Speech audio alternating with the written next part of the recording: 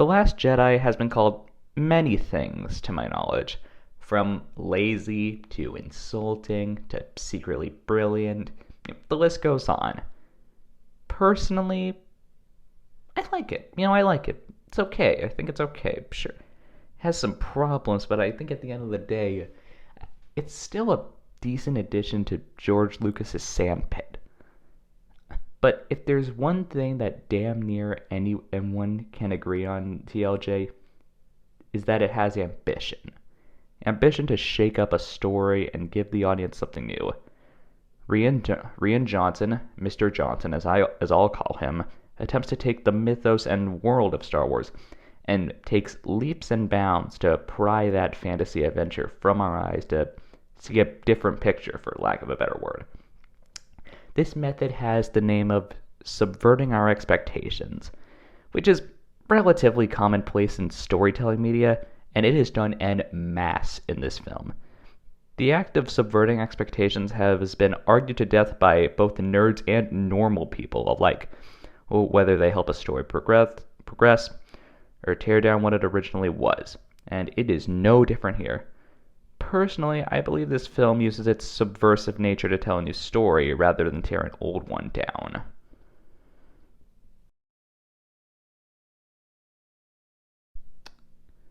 We might as well start with the guy who we thought was supposed to be the end-all, be-all, final boss of the trilogy, Mr. Snoke. Snoke maintains a threatening demeanor throughout his screen time, and leaves whoever sees him with a feeling of horror. He acts in a similar vein to Emperor Palpatine, for some odd reason, which even makes his first and final encounter with Rey and Ben feel like the infamous throne room scene in Return of the Jedi, which decided the fates of good and evil way back when. All of these similarities leave the viewer with the impression of, yeah, this guy's going to be for three. It's obvious. But in a turn of events,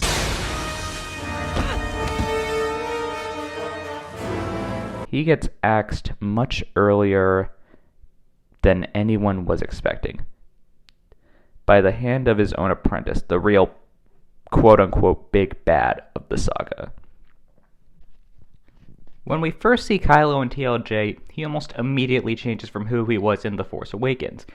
In TFA, he was calm, calculated, and with nearly as much a threatening presence as Darth Vader, but there have been quite a few cracks showing his very violent personality. But when we see him now with Snoke, we can see his facade slipping at an alarming rate. He's scarred both physically and metaphorically, and no longer resembles that Darth Vader figure we saw in the film prior. Now, in contrast to what was glimpses of his uncontrollable anger before, he's now full-on in display. He's angry, erratic, violent, and has anything but composure, with a healthy dose of moral confusion on the side. He questions his motivations and action throughout the film, with both sides grabbing at him and taking away any choice he's had, which leads him to question what he truly wants out of his power and experience. I like to compare this change of behavior to Dutch from the Red Dead Redemption duology of games. For those who don't know, Dutch was a collected and charismatic criminal who had made a few slip-ups and selfish decisions, but rarely lost his temper. But as his story progressed, he became more violent, rageful, and lost anything his cohorts respected about him. I had a goddamn plan! With time, he eventually became a broken old man with nothing left to hold on to but hate. I like to compare the two characters because they have a very similar form of growing, showing that the cracks were always there, they just need to be brought out further and further.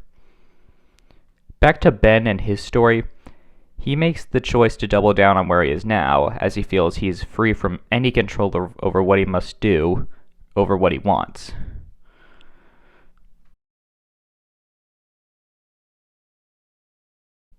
While I do very much enjoy The Last Jedi, I can admit that the secondary plot, wasn't that good.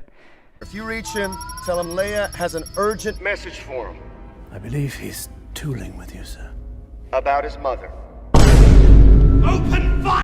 But it's not without its merits. For starters, since the film takes place immediately after its predecessor, We're shown the enemy army, the First Order, going straight after the Resistance after losing their big Death Sphere. It's a stark contrast to the time skip between A New Hope and Empire, where the rebellion was able to establish itself with some time skip wiggle room.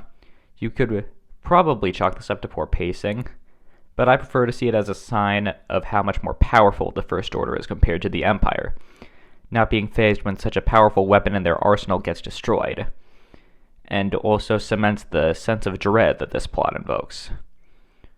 When Finn and Rose are tasked with hunting for a locksmith able to disable the First Order's super hyperspace tracker thing, we're told this charismatic gambler man who seems to be a god in human clothing. Lightning bolt shoot from my fingertips! This brief description makes it seem like a new version of Lando Calrissian who will lead our merry crew to victory. But in another subversion of expectations, we wind up with DJ. DJ is a shifty, stuttering criminal who doesn't exactly have many prospects other than raking in the green stuff, and anyone can make the assumption that he'll betray the group when the going gets tough. Spoiler alert, he does, to the dismay of another confusing character, Finn. Finn is an odd case to talk about, since in most of his screen time he's thrust to the backseat, but in this movie, he continues his character arc from the first movie by trying to run away again. There's a case to be made about Finn repeating his character arc from the first movie, but he never really finished that one. He only came to the First Order Boom Moon to save Rey, which nearly cost him his life. So he doesn't exactly have any reason to keep fighting, but he has a pretty decent idea of what he should be fighting for. The sleazy lockman DJ imparts some wisdom onto Finn, saying that neither side is definitively good or bad. Live free, don't join. At the climax of the film, Finn decides to sacrifice his life in order to sabotage the huge light cannon thing that was decimating the Resistance, only to have his sacrifice thwarted by Rose. The scene was building up to a climactic finale to Finn's character arc, with a relatively disappointing payoff. But keeping Finn alive was necessary in order to have him play a bigger role in the final film, showing the benefits of living to fight another day, and dedicating his life to the hope that comes with that. I think Mr. Abrams confused the word day with Rey. Bazinga. Rey. Good old Rey. When Rey is introduced to the audience originally, information about her past is deliberately held from the viewer to be revealed later on. The Force Awakens gets us to start questioning what household Star Wars name she's akin to.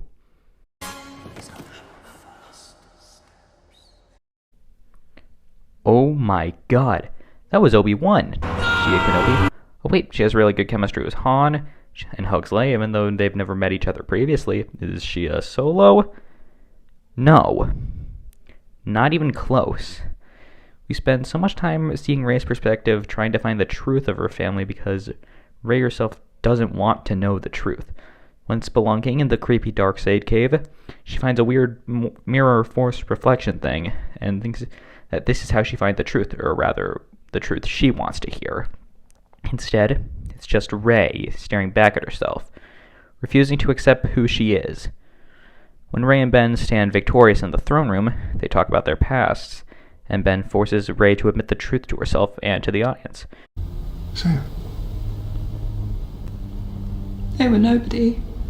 It's a common feeling of unworthiness Rey finds herself dealing with in this movie, not sure where to go or what to do with herself, because she herself is afraid of not being worthy of what she's been given.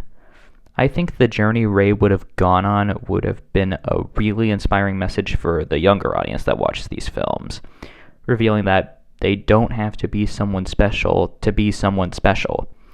Like Into the Spider-Verse's message, anyone can wear the mask. Anyone can do what's right. And boy howdy, I sure hope they reveal this facet of her character more in the future.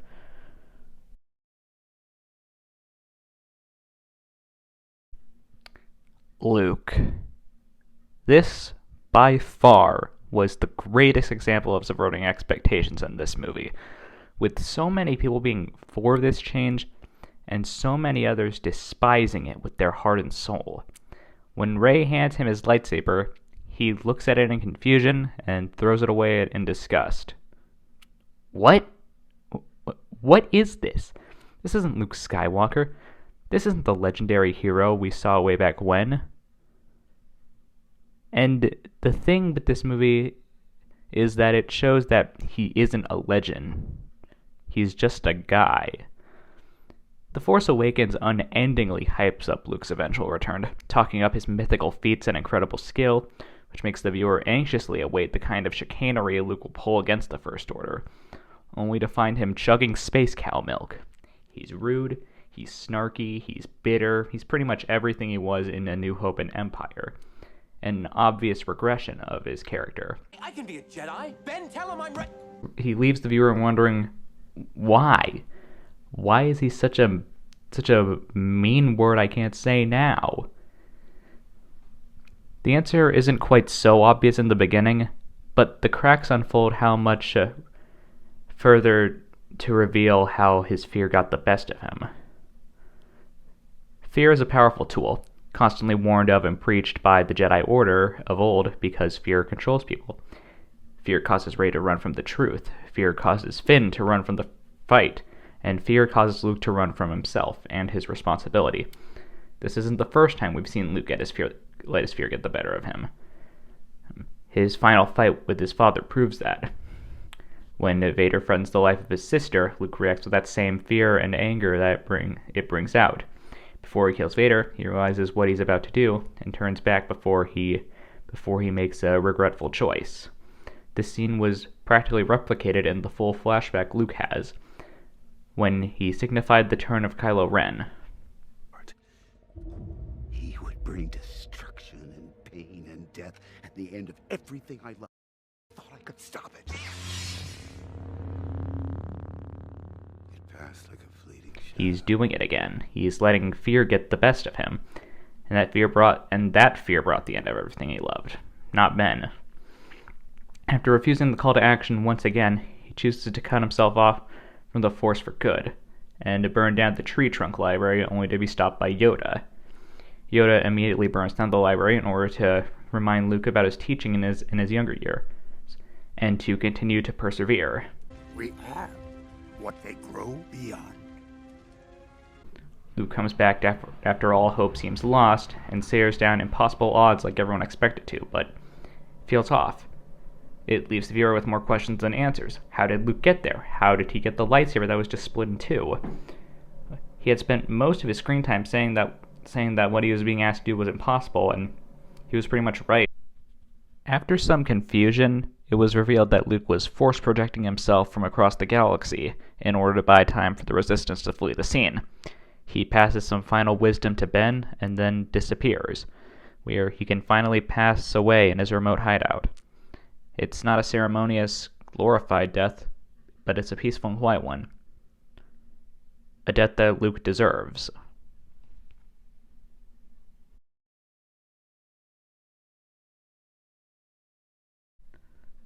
The Last Jedi is far from a perfect movie.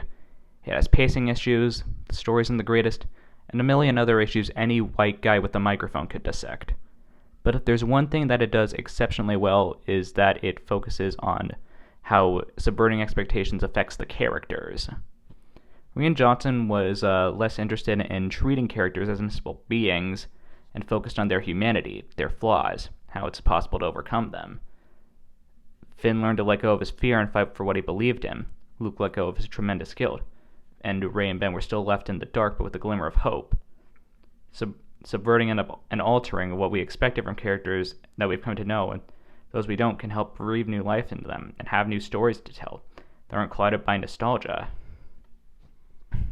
It encourages creativity and a chance to spread important messages and feelings to a massive audience. Feelings of fear, confusion, anger, but also positivity and hope. When I watch this movie, I feel inspired to have hope for the best, for myself and others around me, because those subversions and shocks inspire that message of hope that Star Wars has peddled since the very beginning.